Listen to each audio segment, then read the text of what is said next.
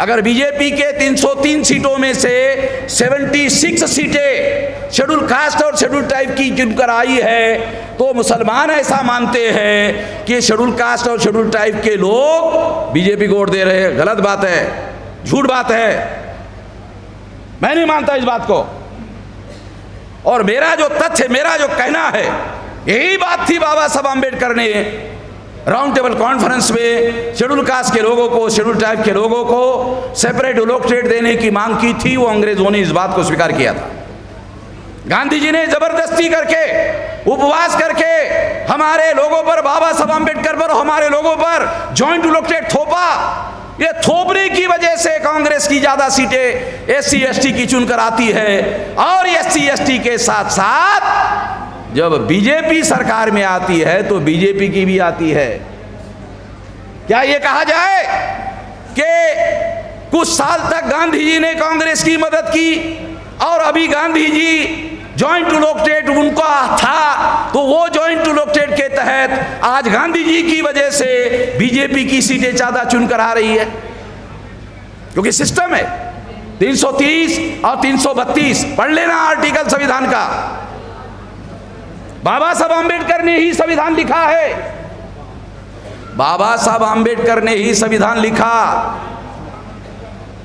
बाबा साहब आम्बेडकर ने संविधान सुपुर्द किया संविधान सभा को और कहा कि सारी बातों से संविधान के मैं सहमत नहीं हूं। कितने लोगों को पता है? मालूम होना चाहिए कि नहीं? ये संविधान का गर्व और गौरव किया जाना चाहिए। मगर बाबा साहब आम्बेडकर कहते हैं कि संविधान की लिखी हुई सारी बातों से मैं सहमत नहीं हूं। इसका क्या करे? क्या करे इसका?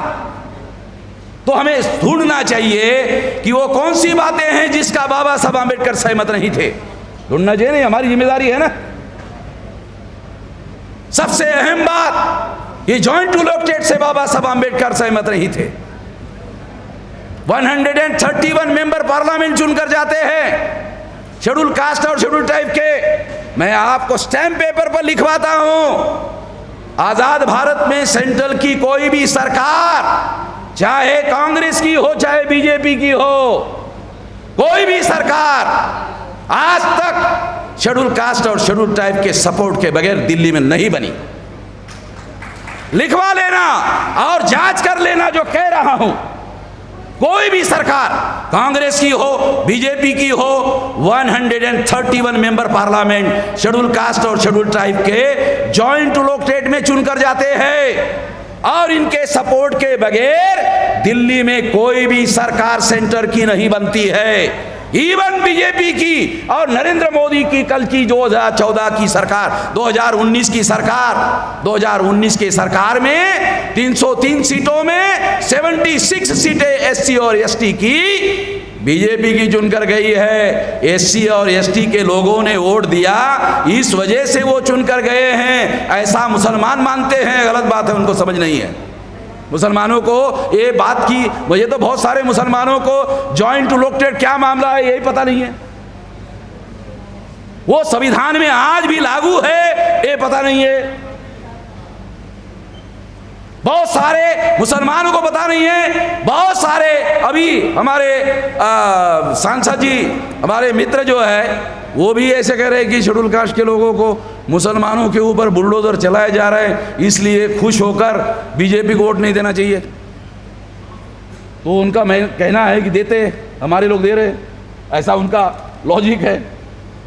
मगर मेरा ऐसा मानना है कि जॉइंट इलेक्टोरेट में, जॉइंट इलेक्टोरेट की वजह से बीजेपी के लोग चुनकर जा रहे हैं। वो शेड्यूल कास्ट के 15% से नहीं जा रहे हैं, 7.5 आदिवासी के परसेंटेज से नहीं जा रहे हैं, वो 52% OBC के लोग जो ना, गर्व से कहो हिंदू है, गर्व से कहो हिंदू है, गर्व से कहो हिंदू है। ये पागलपन किसके अंदर है आप लोगों को तो पता है ना। ये ज्यादा पागलपन कहां पर है? इसलिए आप लोगों को बता रहा हूं, ये मिसअंडरस्टैंडिंग अगर रहेगा, मान लो मिसअंडरस्टैंडिंग रहेगा मुसलमानों में, तो तो फिर schedule caste, schedule tribe, backward class और मुसलमानों का एकता और गठबंधन कैसे होगा अगर ये मिसअंडरस्टैंडिंग रहेगा? तो ये मिसअंडरस्टैंडिंग रहने से इत्तेहाद कायम नहीं हो सकता, एकता कायम नहीं हो सकती, और इससे हमारा तमाम मजलूमों का नुकसान होता है, इस तरह की धारणाओं की वजह से, इस तरह के विचार की वजह से। मैं मुसलमानों को ये अनुरोध करता हूं कि वो सेपरेट इलेक्टेड का अध्ययन करे, वो जॉइंट इलेक्टेड का अध्ययन करे। 1907 में लखनऊ पैक्ट में मुसलमानों को सेपरेट इलेक्टेड मांगा गया और मुसलमानों को सेपरेट इलेक्टेड दिया गया। सेपरेट इलेक्टेड की वजह से मुसलमानों की लीडरशिप तैयार हुई, वो सेपरेट इलेक्टेड हमारे लोगों पर लागू नहीं होने दिया गया गांधी जी के द्वारा। और मेरे पास एक डॉक्यूमेंट्री एविडेंस है कि सेपरेट इलेक्टेड से चुनकर जाने वाले लोगों को गांधी जी गुंडे कहते थे। सेपरेट इलेक्टेड से चुनकर जाने वाले लोगों को गांधी जी गुंडे कहते थे। हमारे इलेक्टेड रिप्रेजेंटेटिव को गांधी जी गुंडे कहते थे, हमारे एमपी को गुंडे कहते थे। ये उनका सीक्रेट डायलॉग सरदार पटेल और गांधी जी के बीच में जो सीक्रेट डायलॉग एरोड़ा जेल में हुआ, वो डायरी मेरे पास है जो महादेव भाई देसाई ने लिखी। जो सीक्रेट डायलॉग गांधी जी और सरदार पटेल के बीच में हुआ, वो सीक्रेट डायलॉग जिस डायरी में लिखा हुआ है, वो डायरी मेरे पास में है। मैं इसलिए आप लोगों को बता रहा हूं कि गांधी जी शेड्यूल कास्ट के और शेड्यूल ट्राइब के जो सेपरेट इलेक्टेड पर चुनकर जाने वाले लोग जो है, अगर ये जाएंगे तो मुसलमान गुंडे और शेड्यूल कास्ट के गुंडे और शेड्यूल ट्राइब के गुंडे ये संविधान, ये पार्लियामेंट में इकट्ठा हो जाएंगे और सरदार तुम्हारी सरकार चलने नहीं देंगे। ये सीक्रेट डायलॉग गांधी जी और सरदार पटेल के बीच में हुआ और महादेव भाई देसाई ने एक डायरी में लिख कर रखा। वो डायरी मेरे पास है। मैं इसलिए आप लोगों को बता रहा हूं कि हमारे जो लोग हैं, एक समस्या हमारी है, नेशनल लेवल की समस्या है कि हम लोग इकट्ठा नहीं आते हैं, मगर जॉइंट इलेक्टेड हमें इकट्ठा आने देता है।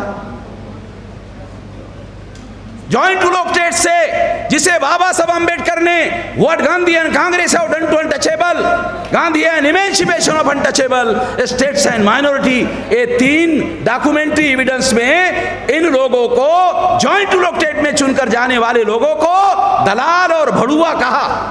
ए मैंने नहीं कहा, किसने कहा?